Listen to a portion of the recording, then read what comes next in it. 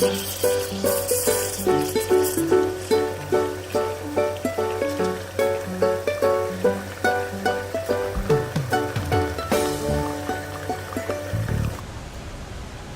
to Teaching Brewed.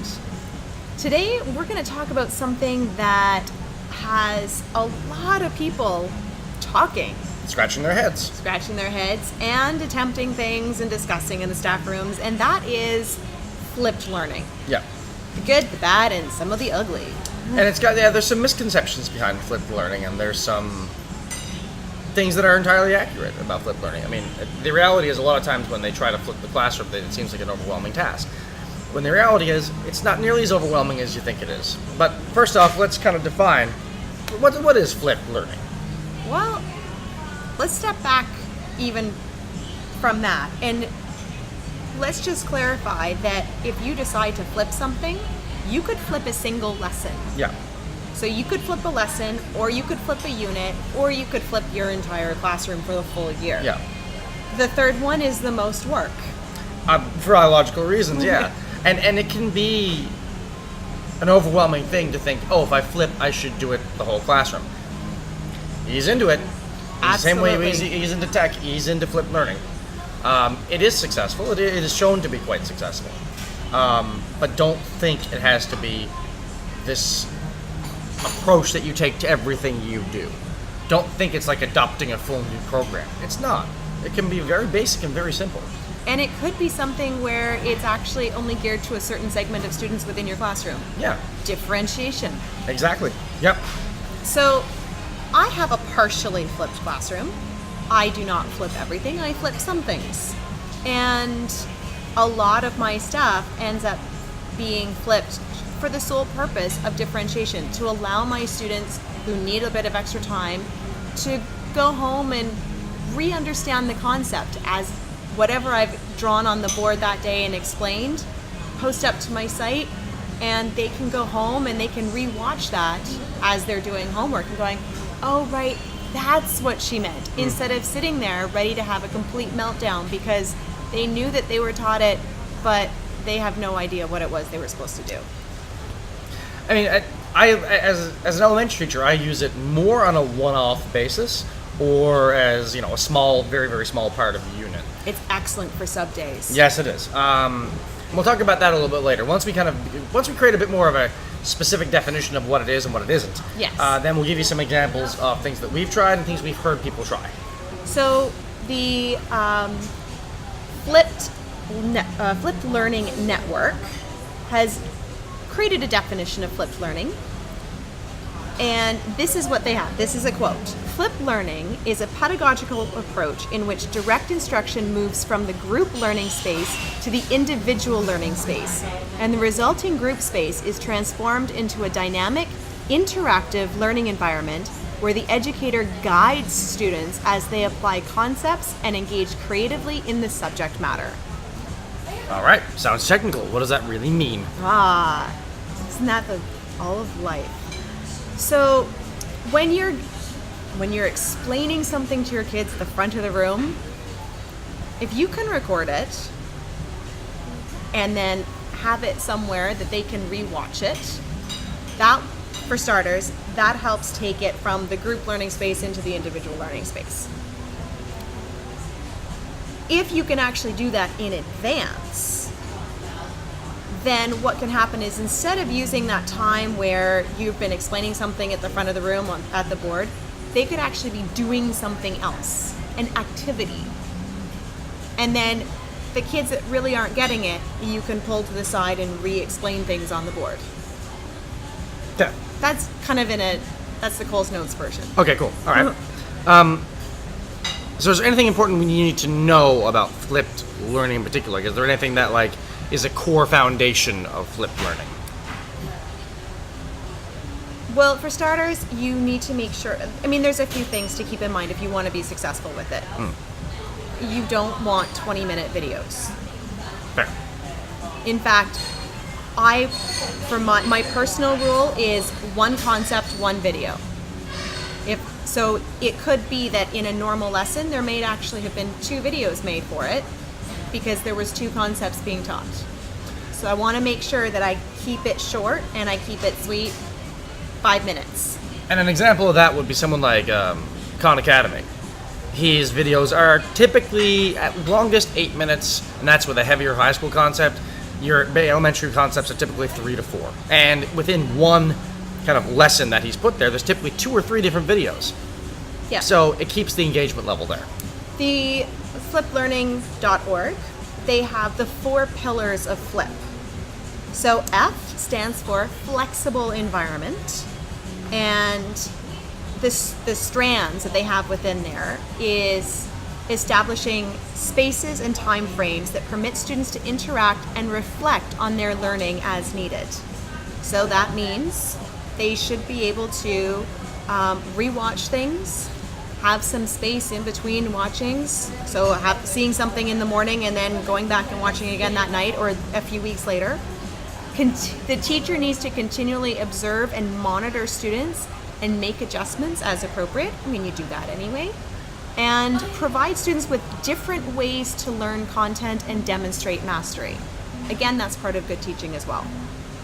L stands for learning culture. And you are supposed to give students opportunities to engage in meaningful activities without the teacher being central. That one can be a little bit more difficult for some, but overall, that's part of good teaching. And you want to scaffold the activities and make them accessible to all students through differentiation and feedback. You can choose how you do that. Some people, they'll give their feedback verbally, some it's written, some something else altogether. I is intentional content. You don't need to be a talking head. Nope. Don't need to tell stories all the time. So prioritize the concepts used in direct instruction for learners to access on their own. So this has a lot to do with the goals of the flip. Yeah. Make them manageable, make them targetable, make them achievable. Create and or curate relevant content, typically videos, for the students. So there's no need for you to reinvent the wheel. Yeah. There might be something out there already. You know, Khan Academy for the math concepts is a good one, but there's a lot of teachers out there that have already created stuff for their classes and have shared it out on YouTube. Yeah. You can use it too. It's already kid-friendly. I can almost guarantee if you type in just about any concept into YouTube, you're going to find a teacher who has done something. Whether it's interesting or not is a whole different issue. I've encountered a fair few that are on the less side of engaging. And do watch the content of it just to make sure it's... Absolutely. Pre-screen your content if you're going to show someone else's video. So it is something, the other thing is you want to pre-screen because the vocabulary may be different for your region. Yes.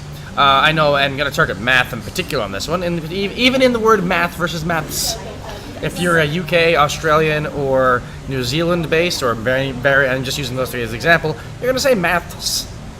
And us North Americans have a habit of saying math. Is it a truck or a lorry? Right. And the way that's a very basic one, but then you go into different things like partial products is a typically taught method in the American system of doing multiplication. Well, that's not necessarily used in all the other methods. There are other methods taught. The standard algorithm method, for example, which is often has various names as well. That's used as a core content in other curriculums throughout the world.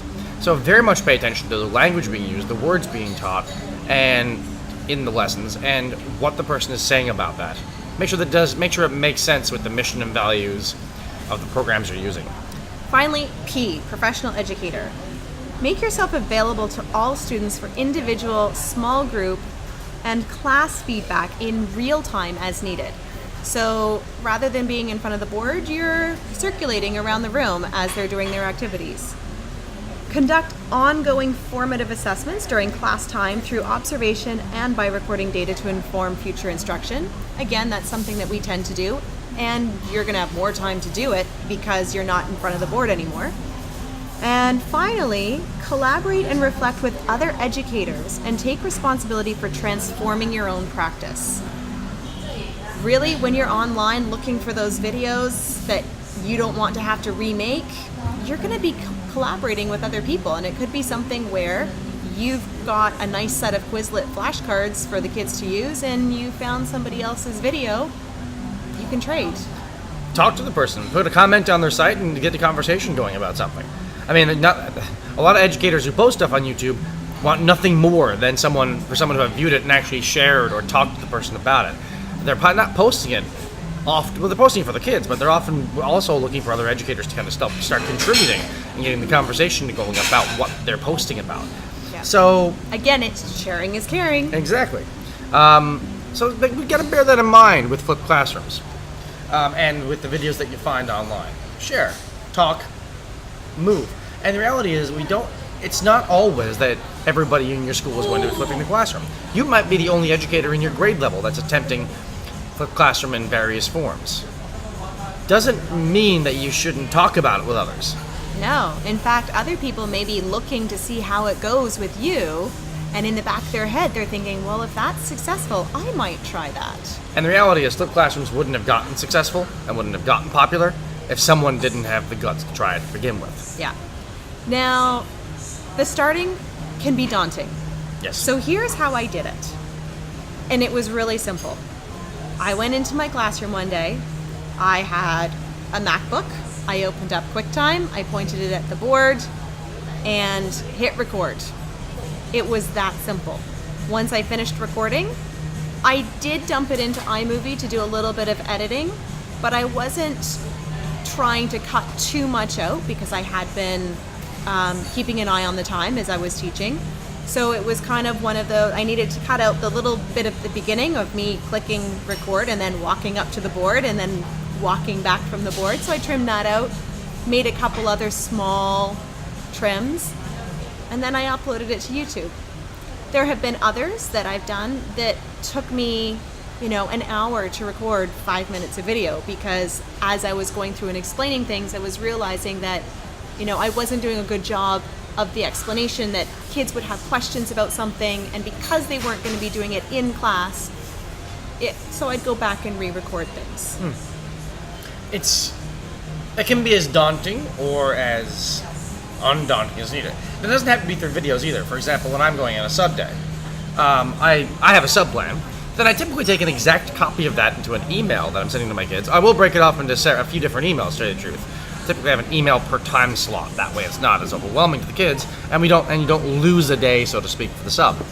And when you do that, the kids know where to look, because they, by this point, would have been trained to get on their email. Mm-hmm. They have the links. It might not. You could put a video in there if you want, or you might not. You might just have, hey guys, here's what you're doing in this time, and sending them to links to various sites or various things they should be doing. That'll keep them on track. And it also allows you to give some points of help and clarification with you not even being there. So that really helps in terms of keeping the class running smooth. If you know you're going to be out for a conference or a sick day, Yeah, and some teachers actually will have a couple of these lessons just set up, ready to go, just in case they're out sick. Yeah.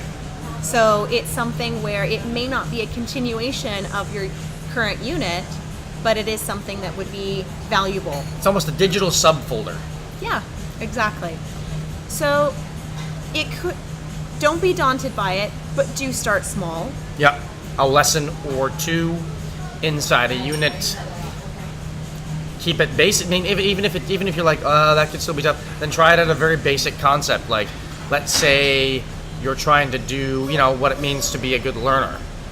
Maybe you want to grab another teacher in, do some role plays as your flipped classroom method, and use those videos. And the other thing to keep in mind, this can be done with any age level. Yep. So I'm going to do a shout out to the Cool Kinders blog that I found.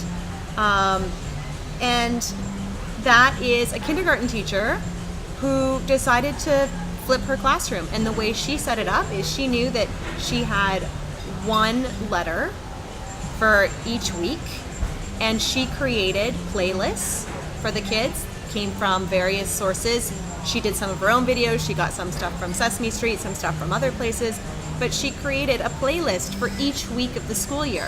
For her, it was very successful, and she highly recommends it to other kindergarten teachers. If you're looking for some guidance as an elementary teacher, there's a site called Flipping the Elementary Classroom. It's on johnbergman.com, and he kind of gives you the idea of how to gear it in, how to gradually bring it in to your classroom environment. And there's tons of articles linked on that about how to do it. So bear that in mind. Like, there's a lot of people out there who are doing it, and it immediately is thought of by high school and middle school teachers, but there's a lot of stuff out there for your elementary teachers too. So give it a go. Try a lesson or a unit if you're very gung-ho, and let us know. Yeah, interesting to see how much success you have. Enjoy your year. Have fun. Bye.